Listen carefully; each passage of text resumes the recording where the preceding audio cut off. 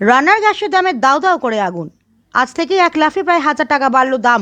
আকাশছোঁয়া বাণিজ্যিক গ্যাসের দাম এক ধাক্কায় 993 টাকা বাড়ল 19 কেজি সিলিন্ডারের দাম। সাধারণ মানুষের হেসেলে কি প্রভাব পড়বে জানুন দিল্লি ও কলকাতার সর্বশেষ রেট এবং ইন্ডিয়ান অয়েল কর্পোরেশনের বক্তব্য। মধ্যবিত্তের রান্নাঘরে স্বস্তি থাকলেও মাথায় হাত ব্যবসায়ীদের। আজ শুক্রবার দেশ জুড়ে 19 কেজির বাণিজ্যিক এলপিজি সিলিন্ডারের দাম এক লাফে 993 টাকা বৃদ্ধি করল কেন্দ্রীয় সরকার।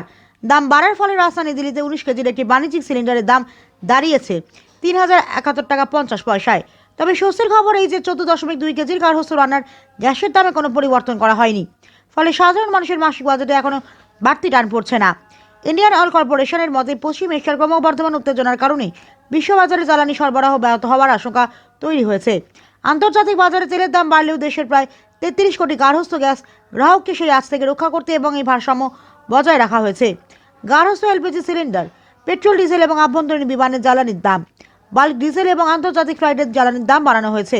দেশের প্রায় 80% পেট্রোলিয়াম পণ্যের দাম অপরিবর্তিত রাখা হয়েছে যাতে আমজনতার উপর প্রভাব না পড়ে। বাণিজ্যিক গ্যাসের ব্যবহার মোট ব্যবহারের মাত্র 1% কম, তাই এই ক্ষেত্রে দাম সমন্বয় করা হয়েছে। পেট্রোলিয়াম ও প্রাকৃতিক গ্যাস মন্ত্রকের নির্দেশনায় তেল বিপণন সংস্থাগুলি জানিয়েছে আন্তর্জাতিক বাজারের সঙ্গে তাল মিলিয়ে এই সিদ্ধান্ত নেওয়া হয়েছে। তাদের দাবি দেশের অর্থনীতিকে স্থিতিশীল রাখতে এবং সাধারণ উপভোক্তাদের স্বার্থ রক্ষা করতেই একটি সুচিন্তিত ভারসাম্যপূর্ণ পথ বেছে নেওয়া হয়েছে।